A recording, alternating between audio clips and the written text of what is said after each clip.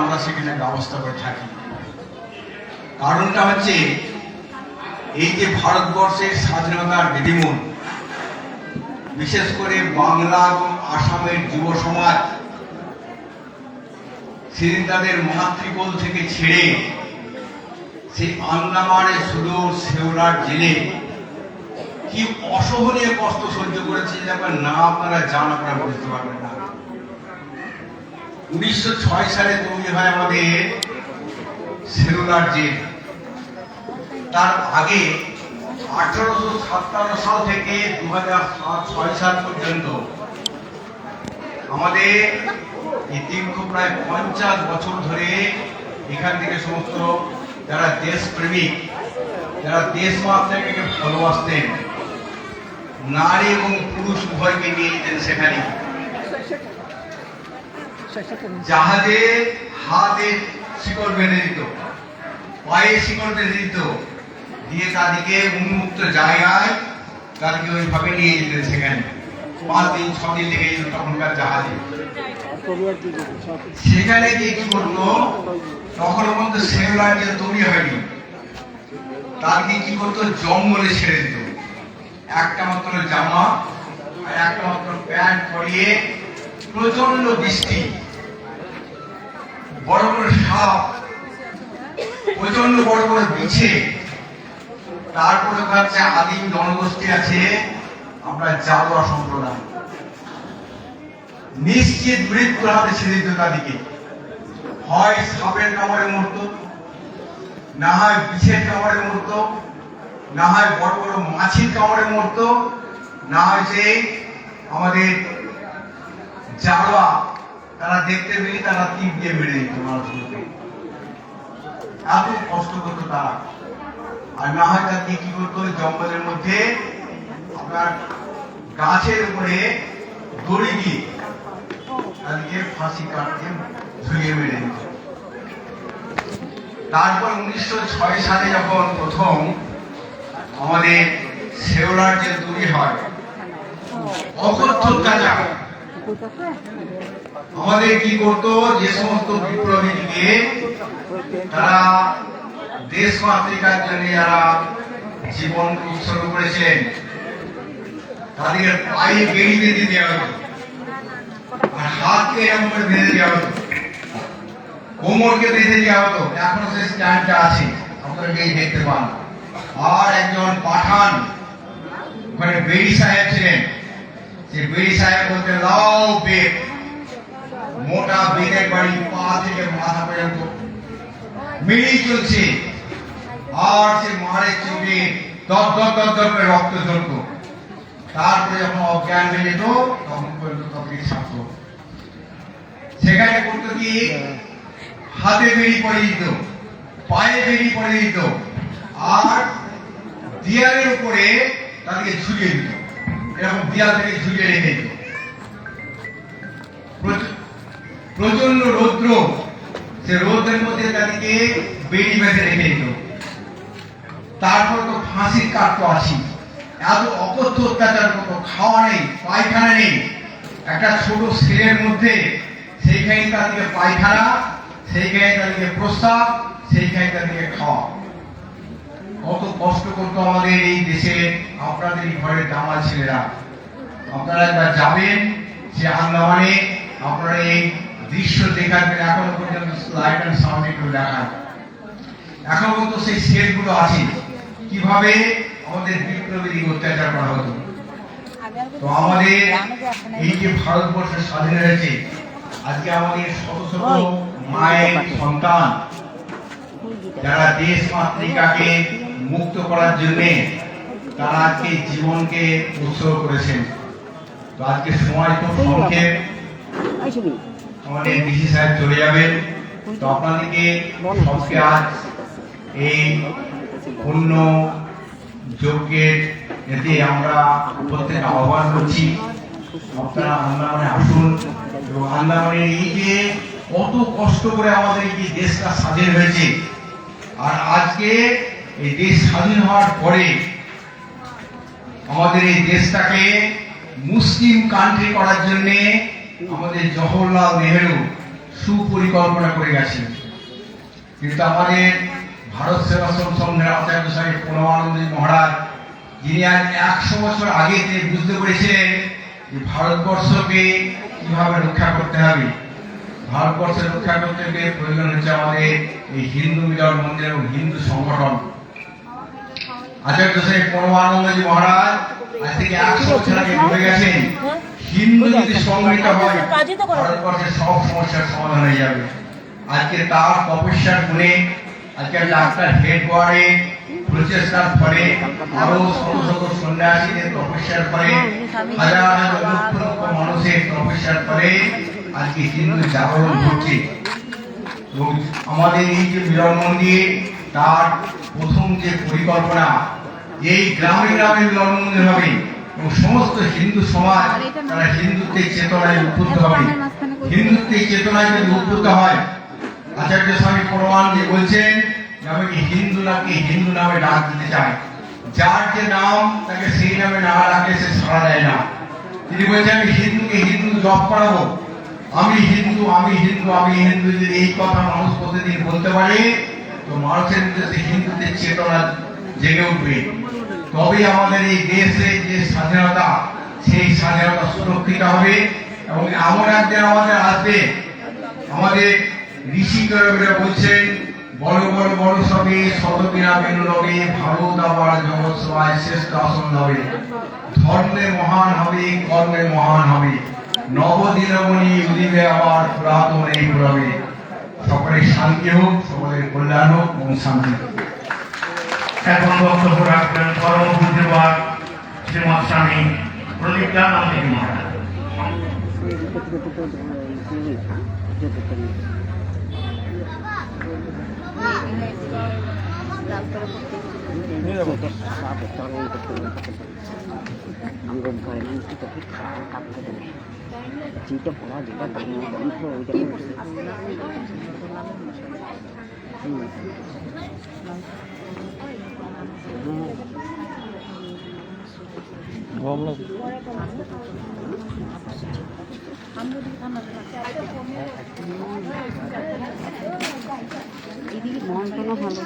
স্বামীজি এখন বলবেন না, আপনারা বোধহয় জানেন একটা দুর্ঘটনা ঘটেছে। একটা গাড়ির উপরে প্রায় 600 ফুট উপর থেকে খাদে পড়ে গিয়ে সেখানে বেশ কিছু মানুষ মারা গেছেন। এবং বিশেষ যেহেতু এই ডিস্ট্রিক্টের অ্যাডমিনিস্ট্রেটিভ হেড, সেই হিসেবে তার এটা রেসপন্সিবিলিটি এবং তিনি ওখানে এইটা নিয়ে খুব ব্যস্ত আছেন।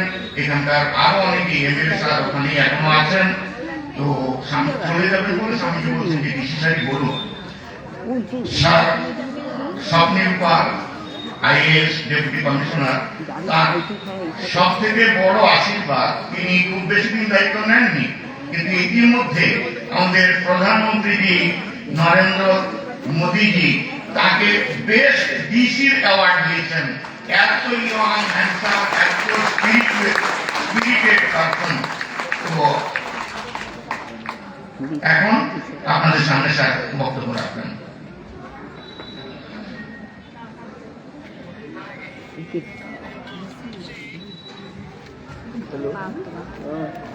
বাঙালি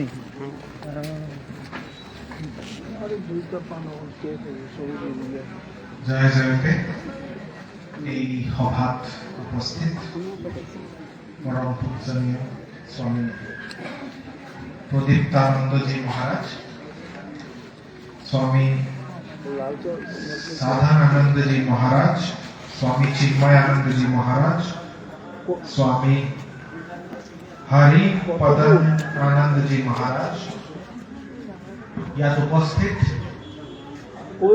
तिनसुकिया टाउनर मान्यगण्य व्यक्तिসকল আৰু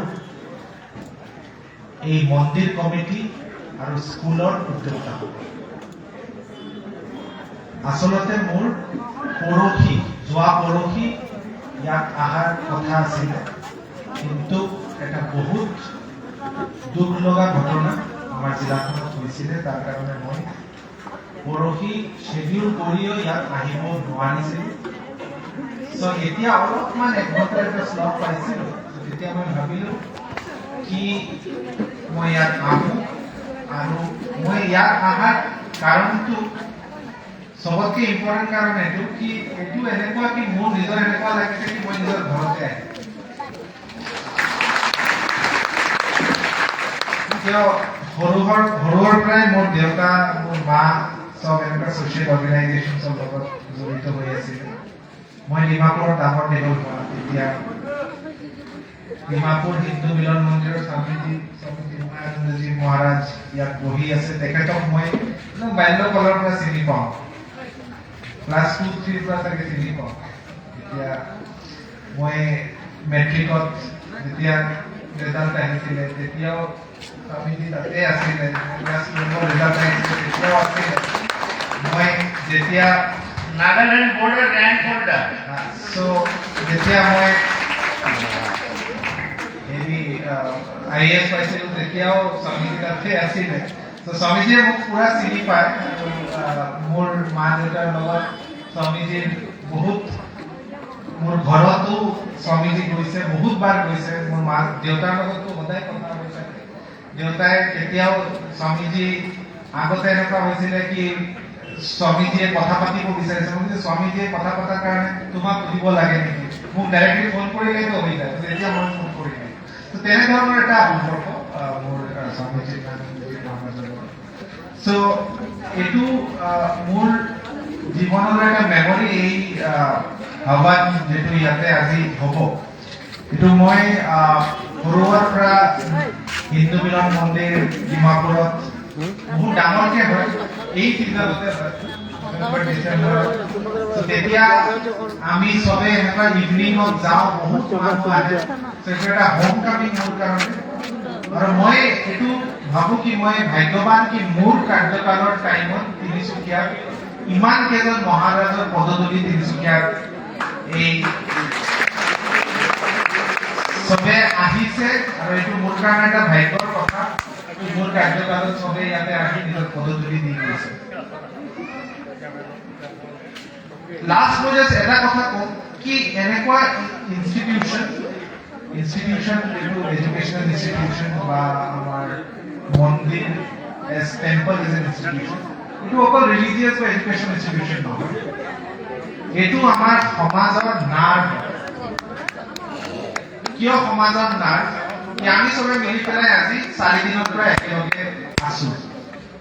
মোৰ নালাগে কি ইয়াত যিমান মানুহ আছে আজি কোনোবা লাষ্ট 3 দিনৰ পৰা ঘৰত খাইছে, চবে ইয়াতে প্ৰসাদ বনি আছে, ইয়াতে আমি খাই আছো।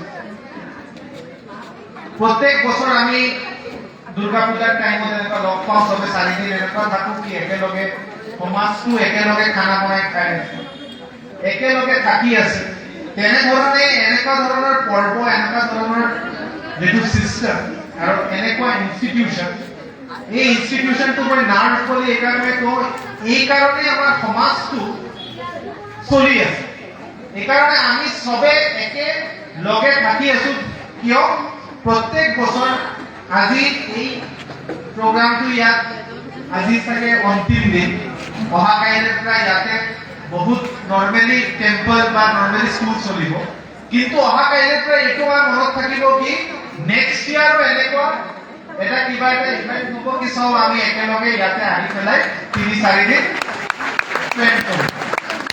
এইটো যুগ যুগান্তৰ ধৰি চলি আছে আৰু এইটোৱে আমাক ডিফাইন কৰে, আমাৰ কালচাৰক ডিফাইন কৰে, আমাৰ ট্ৰেডিশ্যনক ডিফাইন কৰে। সেইকাৰণে এই নাৰ্ভাছ চিষ্টেম এইটো ষ্ট্ৰং হ'ব লাগে। সমাজত নাৰ্ভাছ চিষ্টেম হ'ল institution, social institution, religious institution, educational institution, আৰু আমি চবে মিলি পেলাই এই ইনষ্টিটিউশ্যনবিলাক ষ্ট্ৰং কৰিব লাগে। আৰু আমি চবে মিলি পেলাই অংশগ্ৰহণ কৰিলেই আমাৰ সমাজখন ভাল হয়। অকল মানে আমি যদি ভাবি থাকো কি নহয় আমি কিবা কৰিব পাৰিম, চবে যেতিয়া একত্ৰিত হৈ পেলাই আমি কিবা এটা কৰিম, তেতিয়া গৈ পেলাই আমাৰ সমাজখন, আমাৰ নতুন প্ৰজন্ম, আমাৰ ভেটি চব এইটোৱে মোৰ বক্তব্য সামৰণি মাৰিছো। ধন্যবাদ। ভাৰত মাতা কি জয়। बोलो सृष्टि गुरु महाराज जी की, भारत सेवा संघ की, सनातन हिंदू धर्म की।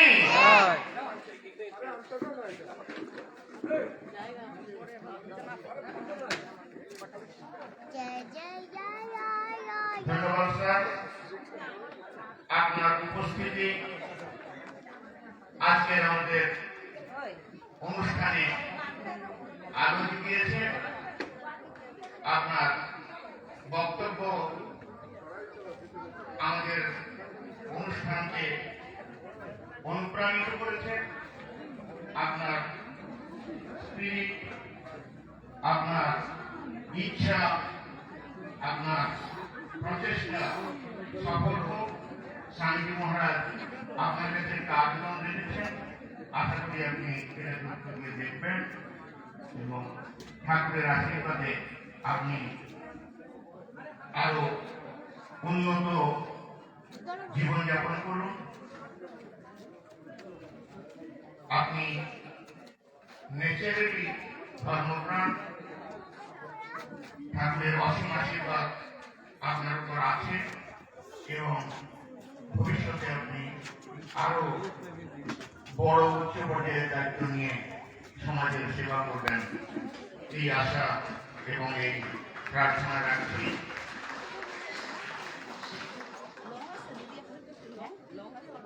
আমাদের অনুষ্ঠান চলতে থাকবে। এরপরে শান্তির যজ্ঞ এবং এই শান্তি আপনাকে আমরা ভবিষ্যতের জন্য আশা করব, যে কোনো বিপদে আপনি সহায় হবেন, ঠাকুরের কাছে এই আশা রাখবো।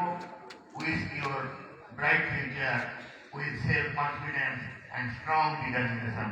Thank you, thank you.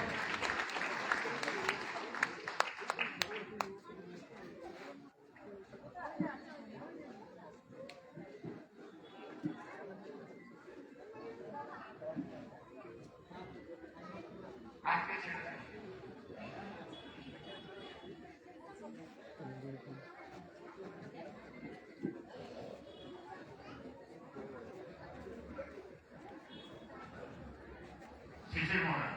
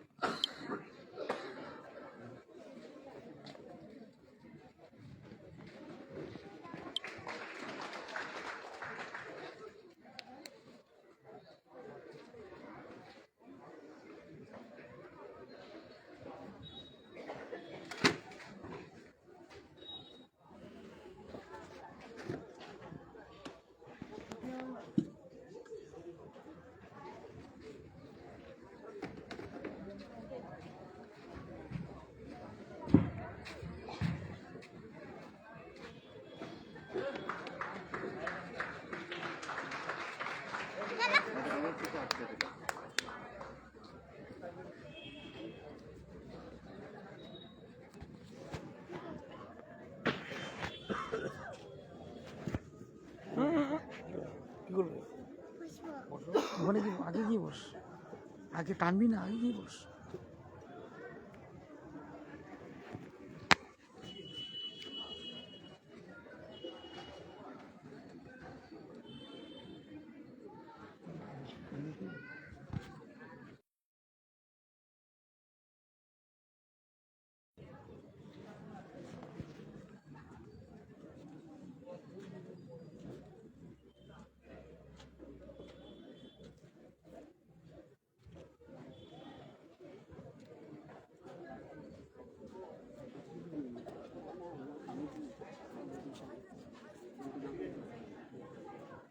আমাদের ডিসি স্যারের অনারে একটা জুগার দিয়ে দাও।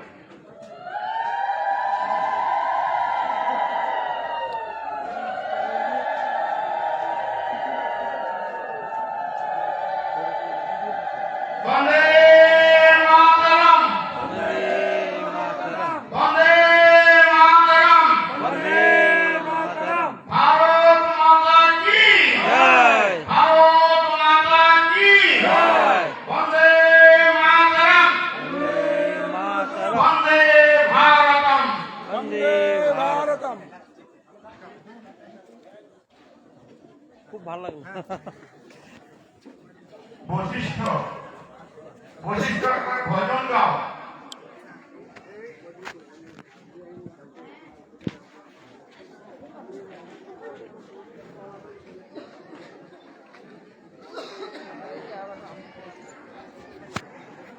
তো